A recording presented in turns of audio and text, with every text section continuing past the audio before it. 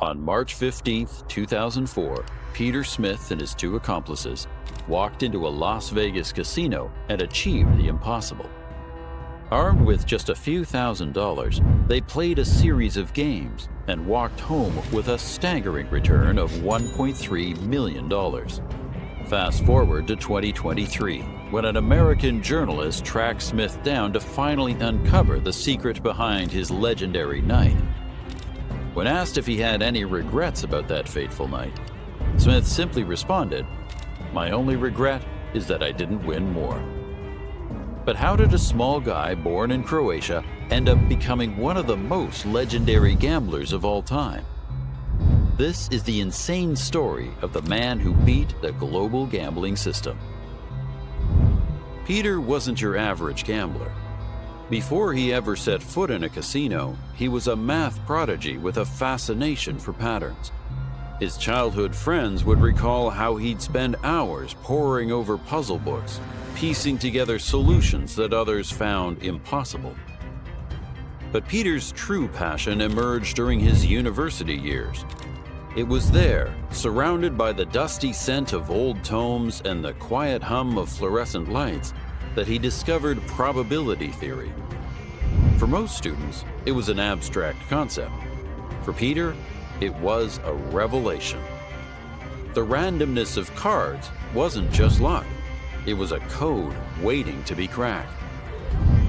And so his obsession shifted from puzzles to playing cards. Blackjack became his battlefield. He spent nights simulating games, running through scenarios in his mind and on paper, refining a card counting system that was nearly perfect. But he knew that the brilliance of a strategy lay not just in its design, but in its execution. Peter's first forays into gambling weren't grand. They were quiet, calculated. He started small, visiting lesser-known casinos and testing his system. Wins were modest, but they were consistent. Every evening, he would return home, make notes, and tweak his method. He was perfecting not only the system, but the art of being invisible. Because Peter knew the greatest challenge wasn't just winning, it was winning without being noticed. He developed a chameleon-like persona, a casual gambler who laughed at his losses, chatted with dealers, and ordered drinks he barely touched. It was all part of the show, a performance designed to keep eyes away from what he was really doing. But soon, the small stakes weren't enough. Peter was ready for the main stage, Las Vegas. The city was a fortress built to protect its wealth, equipped with advanced surveillance, experienced pit bosses, and an unrelenting drive to protect its profits. But Peter was undeterred. He knew that the house was prepared for card counters, but he was confident in his ability to outwit them all. His strategy was meticulous. He had recruited a team, each member trained in the subtle art of card counting. They weren't there to win big. They were there to watch, to count, and to signal when the deck was favorable. The signals were discreet, a scratch of the nose, a tap on a glass. And when it was time, Peter would take the seat, the big player moving in for the kill. The first night was almost uneventful by Peter's standards, but winning spoke volumes. Within hours, he'd amassed tens of thousands. The dealers watched, intrigued but unconcerned. After all, anyone could have a lucky night. But luck had nothing to do with it. By the second night, the whispers had begun. Pit bosses exchanged glances, reports were made, and surveillance footage was scrutinized. Yet nothing seemed out of the ordinary. He was playing perfectly, but perfectly within the rules. Still, the casino's patience was wearing thin. The house wasn't just losing, it was bleeding. And in Las Vegas, that was unacceptable. There's something about this guy. He doesn't flinch, doesn't panic.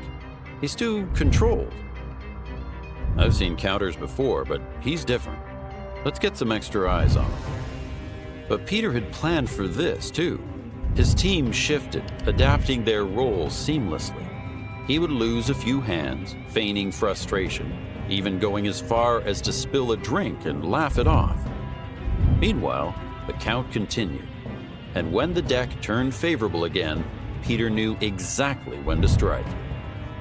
By the third night, Peter's winnings had crossed into dangerous territory, over $500,000. The casino floor was a stage, and Peter was at the center, performing with calculated precision. Yet the atmosphere had shifted. Security hovered nearby, pretending to watch other tables, but always with one eye on him. They watched, hoping for a slip-up, a hint that would justify the escalation. But Peter's genius wasn't just in counting cards. It was in anticipating their moves. He knew that even without concrete evidence, pressure would mount. He also knew when to make his exit. The casino's higher-ups were livid. The pit bosses exchanged hurried calls. Reports were sent to the management, and the directive was clear. This player needed to be stopped.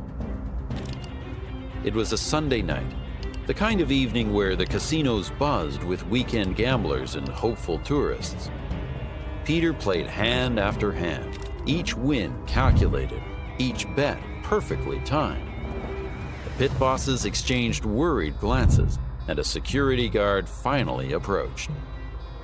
"Mr. Smith, we'd like to have a word with you." He stood up, collected his chips without protest, and walked toward the back, escorted by 2 guards. He knew what was coming. The walk to the manager's office was a walk of victory, not defeat. "We had to ban him. It wasn't because he broke the rules, but because he played the game better than we did. He turned our strengths into weaknesses, and that's something no casino can afford." Peter was banned, escorted out of the casino with a polite but firm warning never to return. But for Peter, being banned wasn't punishment. It was proof that he'd won. His strategy had outplayed an entire system designed to be unbeatable. Today, the world of casinos has evolved. Card counters like Peter Smith inspired a wave of technological advancements meant to identify even the smallest anomalies. Artificial intelligence now flags behaviors. Algorithms run in the background, and faces are scanned and matched in real time. But even with all these advancements, there's still one thing casinos fear most: the human mind. Technology can analyze patterns, algorithms can flag suspicious behavior, and cameras can track every move, but true strategy, true genius, exists beyond the reach of any code or system. Peter Smith's legacy isn't just that he won. It's that he did so using nothing but his intellect and nerve. His story is a reminder that even in a world dominated by technology, the greatest power still lies in human ingenuity. What Peter did was more than card counting. He turned himself into a living algorithm. He knew when to blend in, when to push forward, and when to step back. Something AI still struggles with: context, intuition, reading the room. After being banned from that iconic Las Vegas casino, Peter became a sort of underground legend in gambling circles. Stories of his flawless run and the calculated, almost poetic manner in which he played spread across the country. Casino staff would whisper his name with a mix of respect and apprehension. Players aspired to his level of control and finesse, but few, if any, came close. But for Peter, the fame and recognition weren't the goals. He continued to play at smaller venues under aliases, more for the challenge than the money. Winning had become a form of art for him, a silent rebellion against the odds. The bans increased over time, spreading from one casino to the next, each one adding a new chapter to the story of the man who defied the house. Today, casinos have learned from the past. The lessons left behind by Peter Smith and those like him reshaped the industry. Facial recognition software now identifies known card counters before they even step inside. Data analytics flag betting patterns in real time, and dealers are trained to disrupt counting strategies. The result? A game that's more fortified than ever before. Yet even with all these layers of protection, there remains a quiet acknowledgement in the industry. Another Peter Smith could come along, someone who doesn't just count cards, but understands the psychology behind the game. Someone who finds the gaps not in the cards, but in the way casinos think. Although the house might have the tools, the technology, and the teams, no amount of machinery can anticipate a mind that thinks 3 steps ahead. Peter's legacy isn't just etched in the memory of casino walls, but in the very foundations of how they operate. Peter Smith didn't just beat the casino, he became the ghost that haunted it. His tale, passed down from dealer to dealer, player to player, serves as a reminder that the spirit of a true strategist can't be captured or contained. The game changes, technology evolves, but the thrill of the challenge, the allure of outsmarting the unbeatable, that remains eternal. So the next time you walk into a casino under the glittering lights and spinning wheels, remember that somewhere out there, someone like Peter Smith might be watching, calculating, and waiting for the perfect moment to turn the game upside down. And when that day comes, the house won't just be challenged, it'll be outsmarted.